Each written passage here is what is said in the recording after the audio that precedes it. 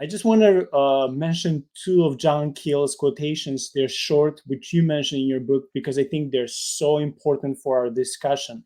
Even though he's, as much as we know, he's not a born again man of God, but his research shows this. First thing, he says, in essence, historical encounters with so-called lights in the sky were religious in nature. And the second one, he says that there is absolutely no evidence that UFOs are extraterrestrial or interplanetary in nature. All substances are, and quote unquote hardware alleged to have come from UFOs have been composed of earthly materials. And this is this is so interesting, because I don't see him disagreeing with Dr. Ross when I had him on the show, even though John Keel is not a man of faith. And I'm so thankful that we can, often find people so-called in the world, or Mm-hmm. secular people and secular sources, how many times they agree with the Bible. What is your, brief comment on these two quotations by John Keel? Yeah. One of the things that I loved about Keel, um, as far as I know, he was never, like you said, a man of God. I'm not sure that he ever became a believer in his lifetime, and he passed away some years ago.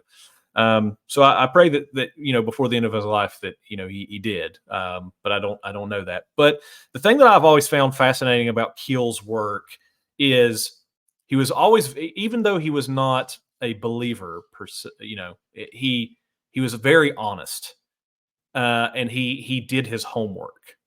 And I think that he has insights that believers can glean from, that gives a lot of insight and explanatory power for a lot of this. Okay, now we're getting into the more weird stuff. It gives a lot of explanatory power for the weird stuff. One of the things that Keel talks about is, through the research that he did throughout his lifetime, um, he went back and he looked at all of the contactee literature, not just from this modern era, but going back centuries. And the thing that he found was, before our modern era, it was always framed in religious categories. It was always understood to be some sort of religious phenomena of some kind. And so, Keel thinks that it's foolish in some ways to just all of a sudden dump the religious framing of it, just because we're now moderns and like we think that we somehow know better. So, I thought that was a fascinating quote, and that's one of the reasons why I included it in the book. I think that it proves, well, not that it proves, but I think that it's a piece of evidence that buttresses the argument that I'm making in the book, which is that what we understand today as UFO and UAP phenomena is something that's very old. It's something that's been going, it's went back centuries.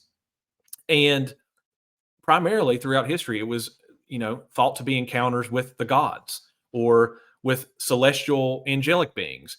And you even see that in the Mothman prophecies. Like, if you read Mothman prophecies, one of the things that you see there in the book is not just are there sightings of Mothman, in Point Pleasant, but there are people who saw lights in the sky. And there are people who saw angels like coming down over parts of Point Pleasant and around Point Pleasant. Like, there were sightings of angelic beings there.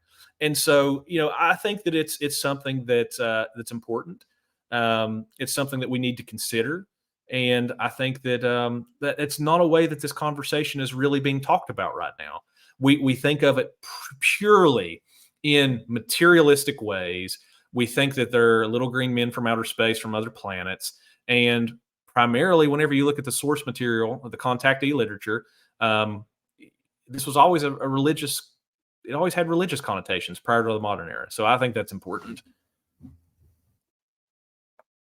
Yeah, I also love when I had Dr. Ross, he gives a lot of he's not just research material, but also his experience. For example, when he went to the Soviet Union, and he, back in the days, a lot of scientists in Soviet Union were involved in the occult, and Mm-hmm. but also he mentioned some parts of the states. I think he mentioned Hawaii and Alaska as being the two biggest states in the country when it comes to the number of people being involved in the occult. And then he makes this correlation how a number of, I mean, anyone can see anything, but he says how people have closer encounter with these entities, how usually these people would be involved in some sort of witchcraft or the occult.